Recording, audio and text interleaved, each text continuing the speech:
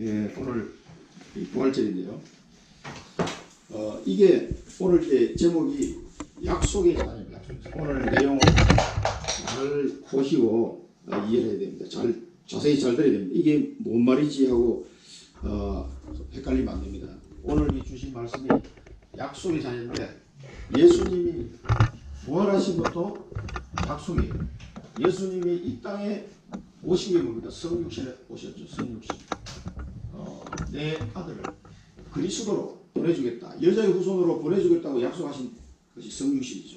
크리스마스를 우리가 지키고 있습니다만 주님이 육신의 몸을 입고 있다는 것이죠. 그래서 요한복음 1장에 보면 말씀이 육신이 되어 이 땅에 오셨다.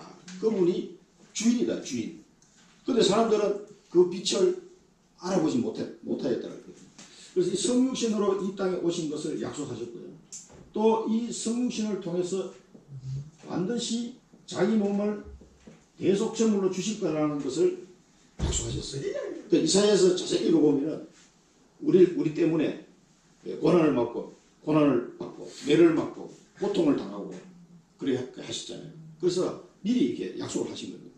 그래서 십자가에서 고난받고 죽으실 것을 미리 예언하셨죠. 다 하나님은 약속하셨어요. 그래서 이 십자가에 죽으시고 또 약속대로 3일 만에 부활하셨답니다. 그래서 초대교회 복음 전할 때 보면 성경대로 죽으시고 성경대로 살아나셨느니라. 이것을 증거했다고 했어요. 날마다 십자가와 부활을 증거했다. 여기에 증인입니다. 그 초대교회들이. 우리도 마찬가지 이 사실에 대해서 증인이에요.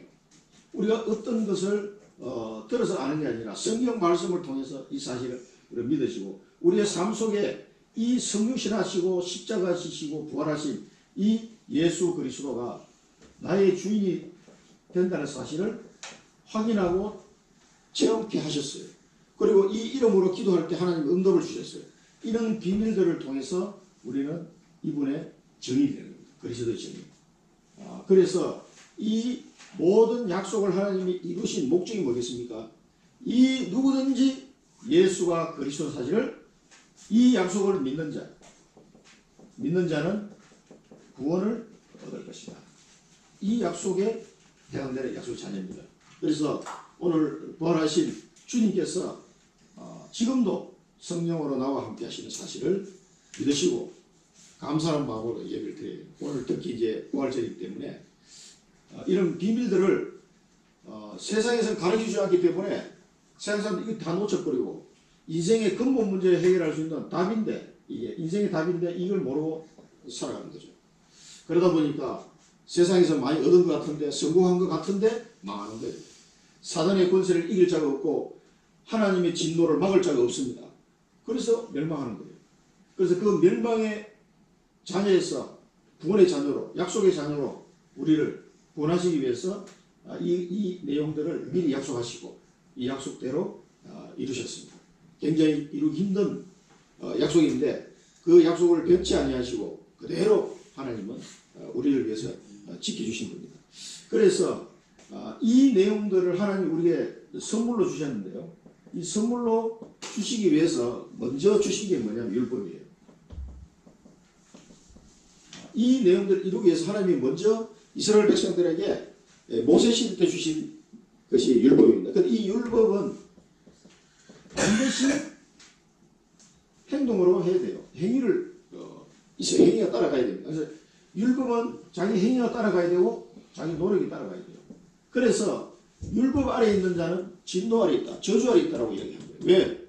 하나님의 율법을 행위로 노력으로 지킬 수 없는데 어떻게 합니까? 그래서 율법의 가장 핵심은 뭡니까? 전부 빚어서 얘기해요. 여러분 레위기 읽어보셨죠? 레위기 읽어보면 전부 빚어서 얘기해요. 계속 피 바르다가 끝나. 처음부터 끝까지. 어떻게 이렇게 제사를 지냈을까 할 정도로 엄청나게. 그리고 뭐, 민족을 위해서 피제사 드릴 때, 제사장을 위해서 피제사 드릴 때, 또 어떤 개인 가족을 위해서 피제사 드릴 때, 다 달라요. 그 제물이 다 다르다고. 그래서 아주 구체적으로, 왜냐하면 이 율법 가지고는 안 되기 때문에. 이 율법이 맞는데, 인간의 행위와 노력은 하나님의 율법을 지킬 수 없기 때문에, 하나님이 피제사를 그렇게 강조합니다. 그래서 그 피제사의 주인공 되시는 그리스도가 이 땅에 오셔야만 되는 사실을 깨닫도록 만든 거예요. 그래서 하나님이 복음의 약속을 주십니다. 이 복음의 약속은 사실은 율법보다 더 먼저 있었죠. 창세기 3장 15절에 벌써 여자의 후손을 보내주고 약속하셨거든요. 그래서 아브라함에게 그 아브라함의 믿음에 그를 의로 여겼더라. 그것을 의로 여겼더라 그랬거든요. 그래서 창세기 15장에 보면 15장 6절에 아브라함이 하나님의 말씀을 믿음에 의로 여겼더라. 그래서 벌써 아브라함 때는 율법도 없었어요. 그때는 오직 피제사밖에 없었죠. 그래서 하나님은 율법을 주시고 복음을 주셨는데 이 복음은 믿음으로 되는 것이죠. 오직 믿음으로 되는 거죠. 그래서 이것은 하나님의 선물이다 이렇게 표현했단 말이에요. 그래서 하나님은 사실은 이 복음을 설명하시려고 율법을 주신 거예요. 이 복음이 반드시 필요하구나. 이거 외에는 답이 없구나. 한 걸 깨닫도록 하기 위해서 율법을 주신 거예요. 이 그리스도가 나에게는 꼭 필요하구나. 나의 대속자. 나를 위해서 대신 죽어주실 그분이 필요하구나. 한 걸 깨닫도록 하기 위해서 율법을 주셨다. 그러나 율법은 반드시 행위와 노력이 따라가야 되는 거예요. 이 원칙이에요. 그래서 이 율법을 주시면서도 하나님은 율법의 가장 핵심적으로 주신 내용이 출애굽기부터 쭉 하나님 주신 내용을 보면 피제사입니다. 그 핵심은 피제사예요. 성전, 성막, 회막 전부 다 피제사와 관계된 겁니다. 그래서 하나님은 이 복음을 설명하려고 이제 율법 주신 거예요. 그런데 사람들은 헷갈려가지고 이 율법 때문에 복음을 믿지 못하게 되는, 복음을 누리지 못하게 되는 예틀을 엄청나게 가지고 있어요. 그래서 우리도 예틀을 깨야 됩니다. 안 깨면은 절대 복음을 못 누려요. 예틀을 깨야 됩니다. 그래서 이 율법적인 예틀이 우리도 엄청나게 덕지덕지 지금 가지고 있습니다. 이거를 오늘 약속의 자녀라는 이 단어를 딱 붙잡으면서 나는 율법하고 상관없는 약속이다. 이 복음으로 말미암는 약속의 자녀다. 그래서 이 약속의 자녀는 딱 붙잡고 복음을 누리시기 바랍니다. 이사야 44장 1절에서 4절까지 보면은 이게 나중에 읽어보시기 바랍니다. 이때 뭐라고 그러냐면 나의 택한 종, 나의 종 야곱아 그랬습니다. 내가 택한 이스라엘. 하나님이 내가 택한 이스라엘. 내가 택한 이스라엘. 그러면서 너를 모태에서부터 내가 너를 만들었고 너를 모태에서부터 지어낸 자다. 하나님 그렇게 말씀합니다. 모태에서부터 지어낸 자다. 너를 도와줄 여호와다. 그러면서 나의 영을 네 자손에게 부어줄 것이다. 나의 복을 네 후손에게 부어줄 것이다. 그러면 네 후손이 풀 가운데 솟아나기를 시냇가에 버들같이 할 것이다. 풀 가운데 이 자손들이 솟아나는 것이 시냇가의 버들나무처럼 막 솟아날 것이다. 그래 축복을 부어줄 것이다. 영을 부어줄 것이다. 자, 이런 내용들을 여러분 보면은요 어떻습니까? 하나님이 우리를 택한 것이지 내가 하나님을 택한 게 아니에요. 하나님이 나를 택하고 내가 왜 이런 엄마 아빠에게서 자녀로 태어났을까? 라고 생각할 필요도 없어요. 하나님이 이미 나를 모태에서부터 지었다 그러거든요. 그러니까 이미 내가 누구 엄마 아빠의 아들로 딸로 태어날 것을 하나님이 이미 딱 결정해놨다는 거예요. 이게 믿어지십니까? 엄청난 거예요. 그러면서 하나님이 우리를 택했다는 거예요. 내가 택한 거 아니에요. 이게 뭐냐면 약속의 자입니다. 약속의 자. 하나님이 택한 자가 약속의 자입니다. 그래서 이런 사람이 하나님의 영을 막 후손들에 부어주고 그 후손들의 축복을 막 쏟아부어 주겠다는 거죠. 시냇가에 버들나무 가지가 자라듯이 쑥쑥 자라게 하겠다. 이 축복을 하나님이 예배해 놓으시고 우리를 부르셨다는 거예요. 이게 약속의 자입니다. 이 약속의 자녀로 하나님이 완벽하게 이거 완성시키기 위해서는 복음을 그게 딱 어느 인생에 살아오는 동안에 어느 시간표에서 딱 복음을 만나게 하십니다. 그래서 예수가 그리스도의 사실을 믿도록 하나님 선물 주셔가지고 이 축복을 완성시킵니다. 그러니까 약속의 자녀라는 것은 엄청난 겁니다. 본론을 한번 보겠습니다. 오늘 이 갈라디아 교인들에게 얼마나 안타까운 마음으로 사도 바울이 지금 이야기하는데 이 우리에게 하시는 얘기예요. 사실은. 그래서 이 하나님이 우리에게 준 이 신분이 하나님의 약속에 의해서 이루어진 거다. 이걸 지금 설명하고 있는 거예요. 첫 번째 보면은 뭐라고 했습니까? 율법 아래에 있고자 하는 자들아 이렇게 율법 아래 있고자 하는 자들. 아니 세상에 복음 받아가지고 하나님 자녀가 된 사람들인데 율법 아래에 있고 있는데 또 율법 때문에 헷갈리는 거예요. 그러니까 율법 아래에 있는 자들아 이렇게 말하면서 뭐라는데 율법을 듣지 못하였느냐.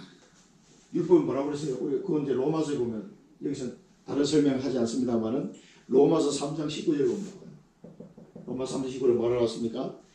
율법이 말하는 것은 율법 아래에 있는 자들에게 말하는 것이다. 그럼 그게 무슨 뜻입니까? 이 복음 받았는데 자꾸 율법이 말하는 걸 듣는 거예요. 그러니까 막 헷갈리는 거예요. 내가 구원 받았나 이러면서. 그러니까 율법이 말하는 것은 율법 아래에 있는 자들에게 말하는 것이지 우리는 어떻게 해요? 율법 위에 있는 거 있지. 복음 받은 사람은 율법 아래에 있는 것이 아니고 율법 위에 있는 겁니다. 신부입니다. 그리고 바뀌었는데도 율법이 이렇게 말하니까 나 어떻게 해야 되지? 이렇게 이제 헷갈리는 거예요. 그렇게 헷갈리지 말라는 거예요. 너희들은 율법 아래에 있는 자가 아니기 때문에. 그러니까 율법 아래에 있고자 하는 자들은 이렇게 부를 거예요. 그러니까 복음 받아놓고도 내가 율법을 지켜야 되나? 이렇게 생각하는 사람들한테 이제 말하고 있는 거예요. 그러니까 너희들은 율법 아래에 있는 게 아니다는 거예요. 율법을 말하는 것은 율법 아래에 있는 자들에게 말하는 거다. 그럼 복음 받았는데 왜 자꾸 율법 말을 들으려고 하느냐? 그게 아니라는 거죠. 그 다음에 이제 이 유대인들의 믿음의 조상 이 아브라함을 가지고 쭉 설명을 해야 돼요. 여종의 아들 그래서 여종의 아들. 기록된 바 아브라함에게 두 아들이 있으니 하나는 여종에게서 하나는 자유 있는 여자에게서 났다. 아브라함에게는 부인이 둘이 있었습니다. 그 뒤에 나중에 이제 사라가 죽고 난 뒤에 이제 또 재혼했죠. 재혼한 사람이 있었습니다만 여종 하갈이 애굽에서 데려가는 종인데 여종에게서 86세 때 아브라함이 86세 때 하나님이 반드시 사라를 통해서 아들을 주겠다고 약속했는데도 못 기다려요. 그래서 사라도 이제 불안한 거지. 자기도 76세인데 평생 애기가 안 생기는 상태인데 어떻게 하나님 자꾸 아들 주신다고 하니까 막 기다리다가 이제 사라도 불신하게 딱 든 거예요. 그래서 영감한테 그래도 그 영감은 바람도 안 피고 끝까지 사람만 바라보고 있는데 몇십 년 동안 결혼생활을 해서 자식 안 생기나 본인들이 잘 알잖아요. 이건 뭔가 잘못됐다 이렇게 알고는 있는데 그래도 하나님 기다리려 하니까 계속 기다리는데 사라가 이제 미안한 거예요. 남편한테. 그래가지고 저 여종 하갈이를 통해서라도 아들을 얻는 게 안 좋겠느냐. 그리고 이 두 사람이 불신하게 딱 들어맞아가지고 여종 하갈을 통해서 아들을 낳은 거예요. 이게 그걸 지금 이야기합니다. 그런데 지금 우리가 육신적인 그걸 바울이 이야기하려고 하는 것은 아니에요. 비유로 이야기하는 비유. 그래서 이 여종의 아들 누굽니까? 이스마엘. 이 86세 때 낳았습니다. 하갈을 통해서. 여종은 누굽니까? 하갈을. 그러니까 아브라함이 그 86세 때 아들이 태어나니까 너무 좋아가지고 그 아들을 막 오로록 깍꿍하고 그 아들 키우는 재미로 하나님하고 하나님 말씀도 하나님이 이 불신앙을 통해서 하나님 말씀을 13년 동안 하나님 말씀을 안 주시네요. 우리 하나님도 대단합니다. 13년 동안 아브라함과 하나님이 만난 장면이었어요. 근데 13년 동안 이스마엘 키우는 재미로 아브라함 사는 거죠. 완전 육신적인 재미로 사는 거예요. 하나님 없이. 이 하나님의 자녀가 그걸 지금 빗대어가지고 지금 얘기를 하는 겁니다. 그 다음에 자기 조상 사라. 이 다 아브라함의 자손인데 이 사라의 후손들이잖아요. 이 사도 바울 해가 다 유대인들이. 그런데도 이제 여기 바울이 뭐라고 표현했냐면 사라라고 표현을 안 하고 자유 있는 여자라고 자꾸 표현하고 있어요. 자유 있는. 이 자유라는 단어를 잘 이해하셔야 돼요. 자유 있는 자. 자유 있는 자의 여자의 자녀다. 자유 있는 여자의 자녀다. 이 자유를 말은 예수님이 하신 말 그 자유를 말하는 거예요. 복음 안에 있는 자유를 말하는 겁니다. 그래서 자유 있는 여자의 아들이다. 자유 있는 여자의 낳다. 이 두 자녀를 지금 두고 있는데 여기는 누굽니까? 이삭이죠. 이 사라를 통해서 이삭이 되는 이 두 사람을 비교해서 율법과 복음을 지금 설명하고 있는 겁니다. 언약의 자손, 약속의 자녀가 아닌 사람과 약속의 자녀 이 비교를 합니다. 율법과 복음을 비교해서 이렇게 이제 설명하고 있는 거예요. 이렇게 낳는데 뭐라고 했습니까? 여종에게서는 육체를 따라 낳고, 자, 이 여종에게서는 육체를 따라 낳습니다. 이게 뭡니까? 인본주의. 불신앙, 이 인본주의와 불신앙으로 태어난 거예요. 그래서 이거는 사람의 뜻으로 태어난 거예요. 사람의 뜻으로. 이 여종에게서 태어난 아들은 육체로 따라 태어났다. 사람의 뜻으로 태어났단 말이에요. 그런데 자유 있는 여자를 통해서 태어난 사람은 약속으로 말미암았다. 약속. 그래서 23절에 보면 여종에게서는 육체를 따라 낳고 자유 있는 여자에게서는 약속으로 말미암다. 이 약속으로 말미암았다는 말은 하나님의 뜻이라는 거예요. 이 이삭은 하나님의 뜻으로 태어납니다. 인간적인 방법으로는 도저히 태어날 수 없는 불가능한 상태이기 때문에 하나님의 뜻이 아니면 태어날 수가 없어요. 이삭은. 그리고 하나님이 미리 약속한 자녀입니다. 창세기 15장 보면은, 창세기 우서 배웠죠. 창세기 15장 4절에 보면은, 이때는 이제 아들이 없었어요. 그러니까 이거 내 종이나 엘리에셀이나 나의 상속자가 됐으면 좋겠습니다. 하나님 아니다. 네 몸에서 날 자가 반드시 상속자가 되냐. 네 몸에서 날 자가 상속될 것이다. 이렇게 하나님이 약속을 해주셨죠. 그 다음에 17장 19절에 보면은 하나님이 또 13년 만에 나타나시고 말씀하십니다. 반드시 사라가 네 안에 사라가 아들을 낳을 것이다. 약속했어요. 그 이름을 이삭이라 하라. 이름까지 지어줬어요. 이때는. 그리고 18장 10절에 보면은 내년 이맘때에 더 이제 임박했습니다. 날짜. 내년 이맘때에 반드시 사라가 아들을 낳을 것이다. 내가 다시 돌아올 것인데 그때는 사라가 아들을 낳을 것이다. 이렇게 말씀하셨어요. 이때 이제 사라가 장막대에서 듣고 있다가 속으로 웃었죠. 웃다가 들켜가지고 이제 좀 재미도 당황했습니다. 이 약속을 계속 여기만 있는 게 아니고 여러 군데 나오죠. 이 약속들을 하나님이 계속 이삭에 대한 약속, 언약의 자손. 내가 너를 대신해서 이제는 언약을 이어갈 그 아들을 주겠다는 겁니다. 그런데 그 아들은 사라를 통해서 반드시 주겠다는 겁니다. 그 이름을 이삭이라 하는 거죠. 이렇게 하나님 계속 점진적으로 구체적으로 하나님이 약속. 이렇게 태어난 아들이 약속의 아들. 이 자유 있는 여자, 사라를 지금 두고 얘기하는 겁니다. 이 자유 있는 여자의 아들은 약속으로 말미암느니라. 그게 하나님의 뜻이에요. 근데 이 자유 있는 여자는 복음을 지고 얘기하는 거예요. 복음 안에서 태어난 약속의 자녀. 하나님의 뜻으로 말미암는 하나님이 택한 백성. 지금 이 약속의 자녀. 우리가 뭐냐면 약속의 자녀. 하나님의 뜻으로 말미암아 택한 백성입니다. 이 시대에 이스라엘 백성이라는 말이 여러분들이 지금 얼마나 감사합니까? 내가 이스마엘이 안 되고 이삭이 되겠다. 이삭이. 이스마엘 하나님의 뜻으로 약속의 자녀. 여기는 이 자유라는 단어를 지금 바울이 계속 썼어요. 자유. 계속 나옵니다. 이게 묶이지 말라는 얘기예요. 이 종의 멍에 묶이지 말라는 얘기입니다. 이게 자유라는 단어를 계속 쓴 게. 복음 안에서의 참된 자유를 누릴 신분이라는 거죠. 이 신분은 하나님이 약속으로 주어진 겁니다. 우리는 율법 아래 있는 자가 아닙니다.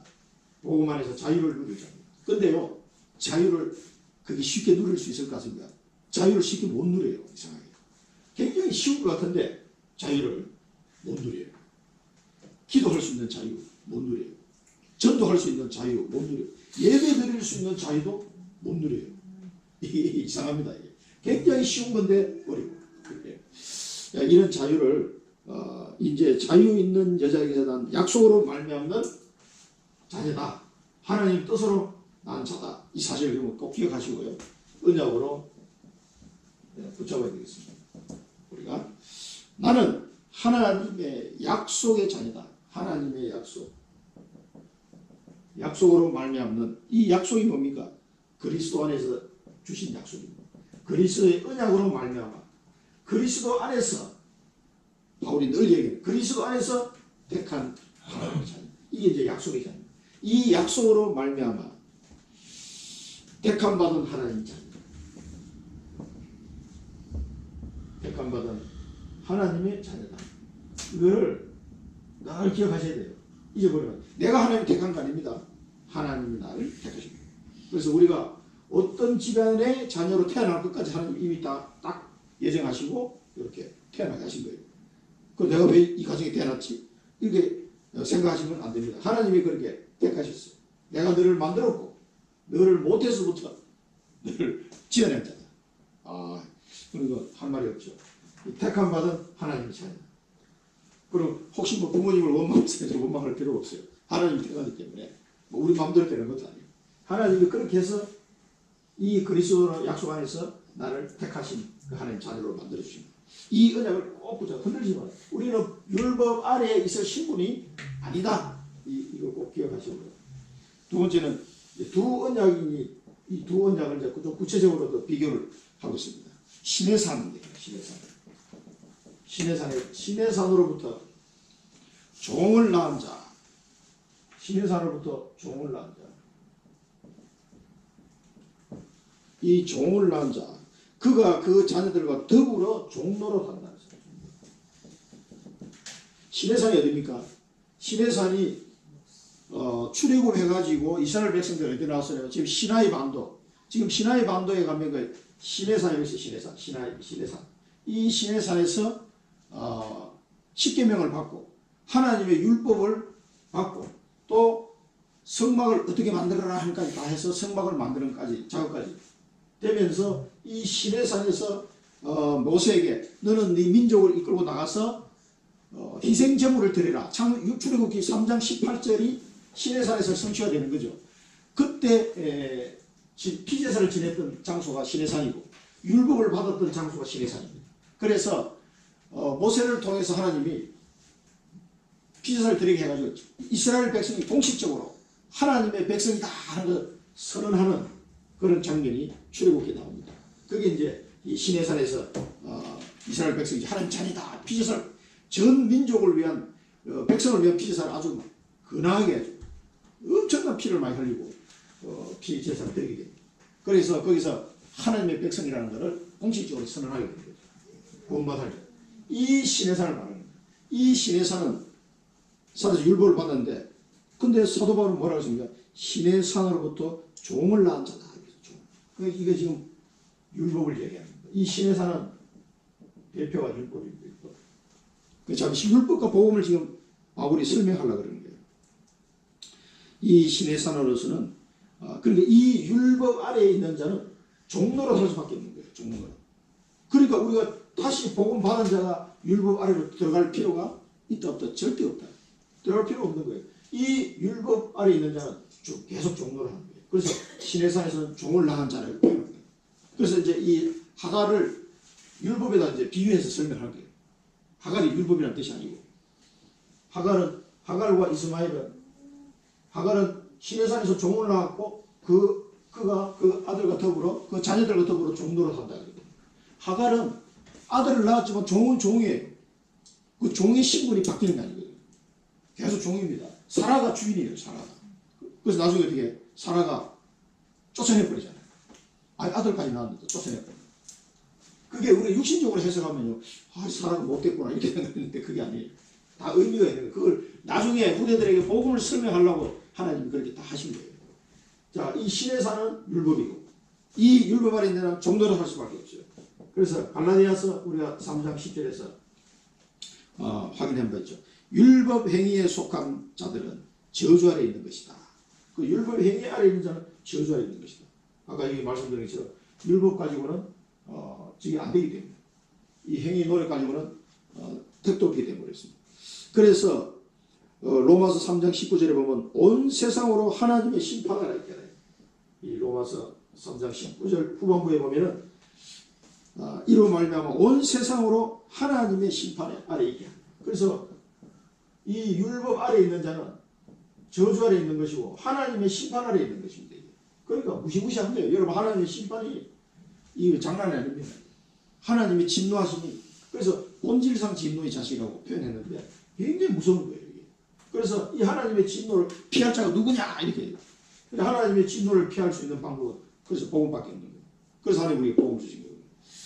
그래서 율법의 행위에 속한 자는 저주 아래 있기 때문에 계속 종노릇 하는 거예요. 그러면서 예루살렘은 자유자다. 예루살렘은 자유자다. 자, 예루살렘은 자유자다 했는데 이 예루살렘에서 이 예루살렘이라는 말은 그리스도가 오셔서 십자가 지시고 부활하신 그 예루살렘에서 가까운 산이 갈보리산이에요. 또 가까운 산이 감람산이에요. 우리 같은 이제 청주 같은 우암산 뭐 이런 식으로. 그것도 산도 높지도 않아요. 아주 야트막한 그 동상 같은 산이에요. 그 올라가서 거기 이제 갈보리산에 이제 골고다 언덕이 거기서 십자가에 매달 죽으신 거예요. 그리고 오늘 부활하신 거예요. 새벽에. 그래서 이 예루살렘은 이 살렘 왕 그리스도를 상징하는 히브리서 구약 히브리서에 보면은 아주 7장에 보면은 잘 내용이 나와 있어요. 7장 2절에 보면은 의의 왕이다, 살렘 왕이다, 평강의 왕이다 이렇게 표현했어요. 이제 예루살렘에서 예수님이 하실 참된 왕으로서 십자가 지시고 부활하실 것을 미리 알고 쭉 구약에서 말씀하셨어요. 그걸 히브리에서는 정리해서 딱 얘기해요. 의의 왕, 살렘 왕, 평강의 왕, 왕으로 오신 그리스도를 지금 설명합니다. 그러면서 7장 3절에 보면은 하나님의 아들과 닮았어. 항상 제사장이다. 7장 3절에 보면 항상 제사장이다.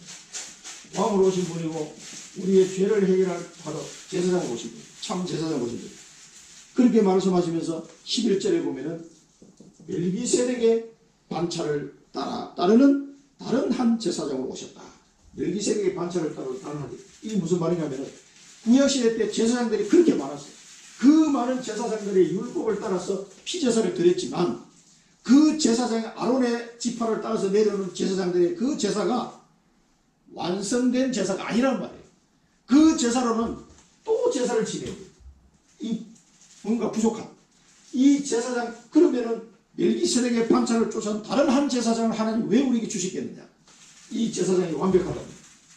아론의 지파로는 이 제사장의 피제사를 가지고는 불완전하기 때문에 하나님이 멜기세덱의 반차를 따라오는 다른 한 제사장을 준비하셨다 했어요. 그래서 유다 지파로 오셨다. 아론의 지파가 아니고. 그걸 지금 설명하는 거예요. 멜기세덱의 반차를 따라오는 다른 제사장. 이 피제 구약 율법의 모든 요구를 완벽하게 완성시키신 그 제사장을 말합니다.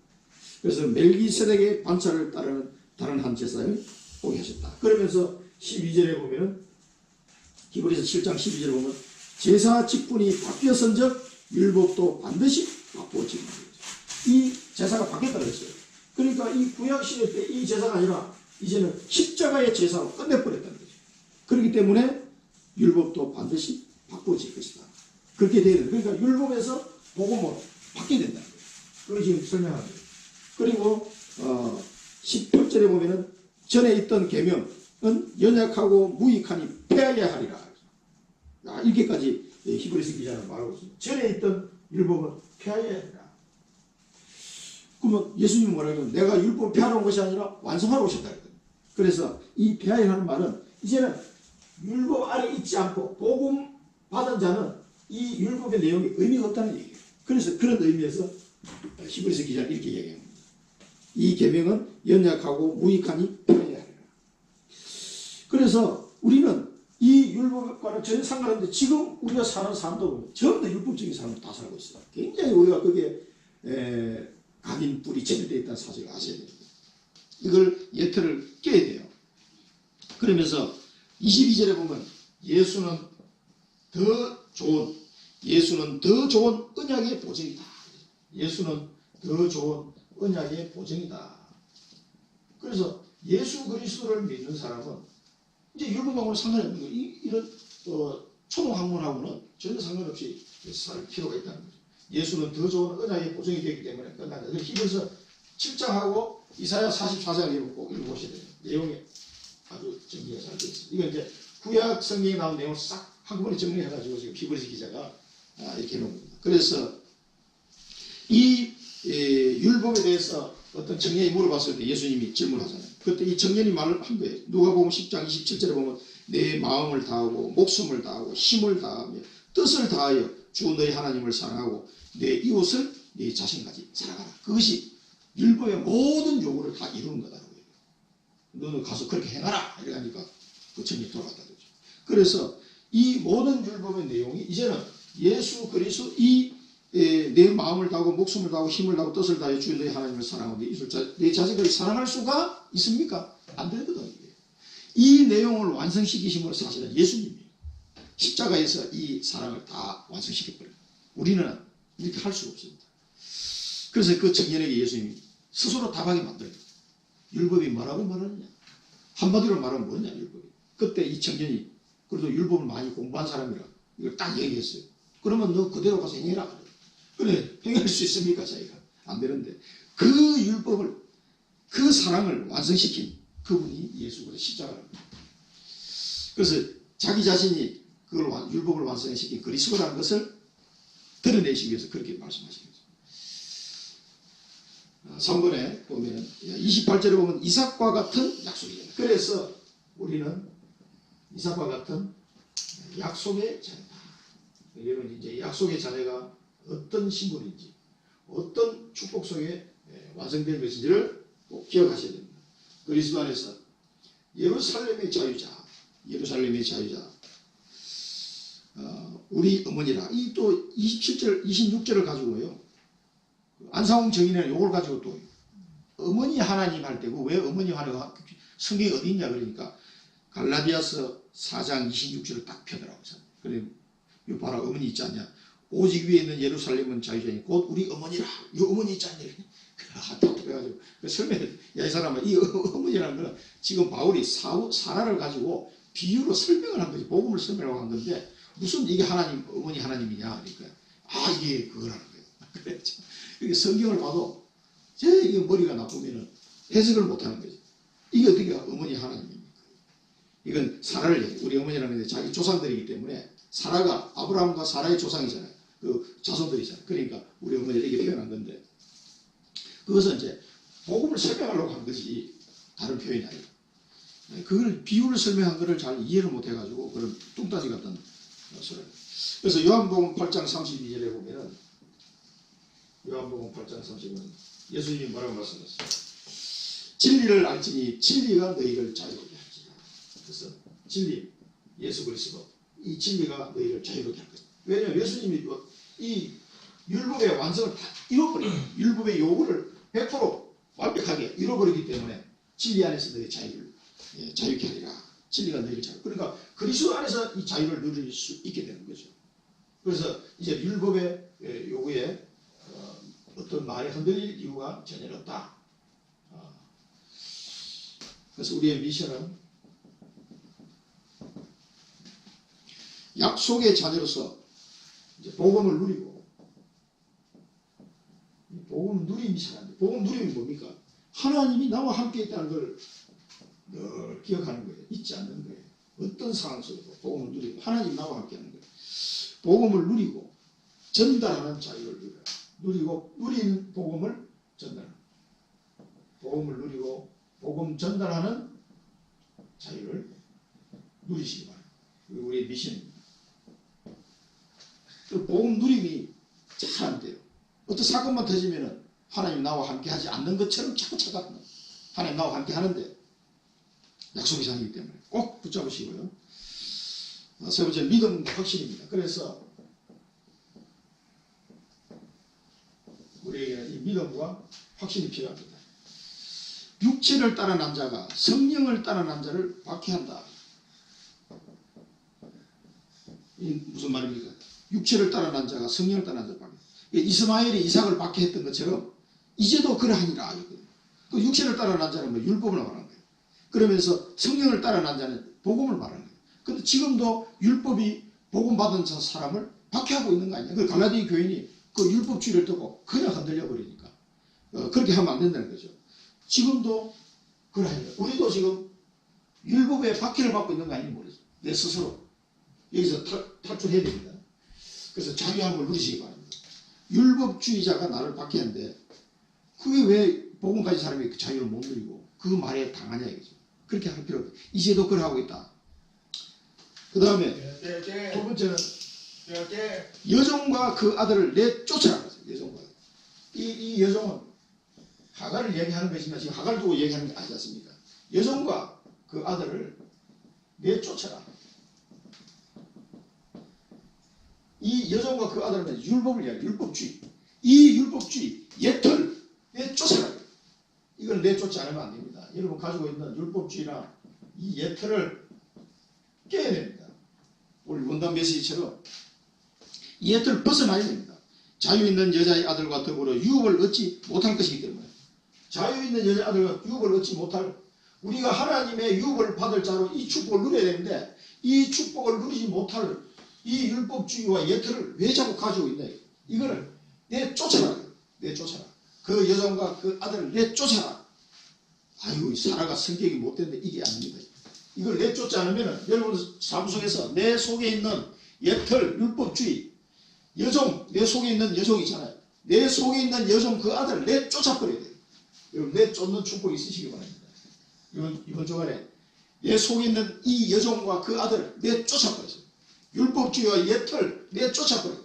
복음을 누리지 못하도록 방해하는 이런 습관 내쫓아버려요. 내쫓는 이 치유입니다. 치유. 이게 우리 윤성준 목사님도 한번 이 부분을 강의할 때 얘기하신 게 있는데 내쫓아야 돼요. 기도하시면서 내게 와 있는 복음을 누리지 못하고 복음 안에서 내가 자유를 누려야 되는데 이걸 못 누리게 방해하는 걸 다 내쫓아버려야 돼요. 다 내쫓는 치유의 역사가 일어나시기 한 주간이 되시기 바랍니다. 그 다음에 여종의 자녀가 아니고 우리는 자유 있는 여자의 자녀다. 계속 자유란다. 그러니까 이 자유함을 못 누리니까 자유 있는 여자의 자녀다. 자유 있는 여자의 자녀다. 그건 뭡니까? 복음의 자녀다. 복음의 자녀. 복음의 자녀, 약속의 자녀다. 나는 복음의 자녀, 약속의 자녀다. 하나님이 나를 택하셨다. 그래서 5장 1절에 보면 그리스도께서 자유를 주신 것은 굳건하게 서서 굳건하게 서서 다시는 종의 멍에를 매지 마라. 그래서 이렇게 그리스도께서 우리에게 자유함을 주신 것은 다시는 종의 멍에를 매지 마라. 종의 멍에를 매지 마라. 여러분 이거 아주 중요한 내용이다. 우리 예틀을 깨고 세틀을 갖춰야 됩니다. 이 종의 멍에를 다시는 매지 마라. 왜 자꾸 종의 멍에를 매려고 하느냐? 왜 율법 안에 자꾸 기어 들어가려고 하느냐? 이제 여기서 빠져나왔는데 왜 종노를 하려고 그러냐? 이제 자유한 여자의 자녀인데 네가 주인인데 이제는 진리 안에서 자유를 누리라. 약속의 자녀다. 복음의 자녀다. 이제 종의 멍에를 매지 말고 예수님은 뭐라고 말씀하세요? 마태복음 11장 28절 30절에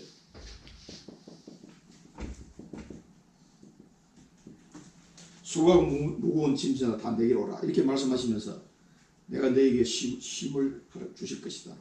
그래 말하면서 뭐라고 말씀하십니까? 나의 멍에를 메고 내게 배우라. 나의 멍에. 예수님이 나의 멍에를 메고 내게 배우라. 예수님이 주시는 멍에가 있습니다. 그걸 메고 내게 배우라. 너희 마음이 쉼을 얻을 것이고 내 멍에는 쉽고 내 짐은 가벼움이라. 그래서 종의 멍에를 벗어버리고 예수님이 주시는 멍에를 딱 메시기 바랍니다. 메고 예수님께 나와 배워야 됩니다. 예수님이 주신 멍에는 뭡니까? 하나님이 우리에게 주신 천명입니다. 이거는 축복입니다. 멍에가 아니고 하나님이 주신 천명이 예수님이 주신 멍에입니다. 주님이 내게 주신 멍에가 있어요. 이걸 메시라. 종의 멍에 메지 마시고 그 여종과 그 아들 내쫓으시기 바랍니다. 그래서 우리의 비전입니다. 우리의 비전은 하나님의 상속자요 종의 멍에가 아닌 주님의 주신 멍에를 주님이 주신 멍에를 맨 축복을 누리는 자.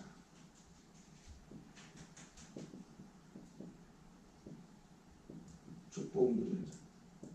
그래서 우리는 다시는 종의 멍에를 매지 않고 주님이 주신 멍에를 딱 메고 그 축복을 계속 누리면서 가는 그런 약속의 자녀입니다. 결론입니다. 그래서 우리는 이제는 복음의 세틀을 복음 안에서 세틀을 딱 갖춰야 됩니다. 이 약속이라는 단어 안에 여러 가지가 이제 들어가 있습니다. 이제 우리 다른 말로 하면 언약이라고 하죠. 언약. 이 시대에 부활하신 주님이 주신 언약이 뭡니까? 138 그리스도 하나님 나라 성령 충만 이 언약입니다. 이 약속을 붙잡고 기도 속으로 계속 들어가시기 바랍니다. 믿고 기도해요. 믿고 기도. 이 약속을 믿고 기도해요. 그 약속이 자녀니까 이제는 부활하신 주님이 주신 그 약속을 믿고 기도하는 거예요. 나는 이제 끝났습니다. 사실은. 그래서 이 약속을 붙잡고 계속 기도하는 겁니다. 이게 이제 세태를 갖추는 거예요. 그 다음에 무슨 일을 만나든지 복음을 누리라. 나는 하나님의 자녀고 약속의 자녀다. 하나님이 나와 함께하는 이 복음을 어떤 상황 속에도 복음을 누리시기 바랍니다. 나와 함께. 그리고 누려진 이 복음을 전달하는 이 세트를 갖추시기 바랍니다. 주님의 멍에입니다. 이게 주님의 멍에입니다. 또 다른 말로 하면 우리 천명이 될 수 있고요. 주님. 그래서 이 목사님 늘 말씀한 대로 나 5분만 얘기하면 그 사람들 복음 전해야 된다. 얘기했습니다.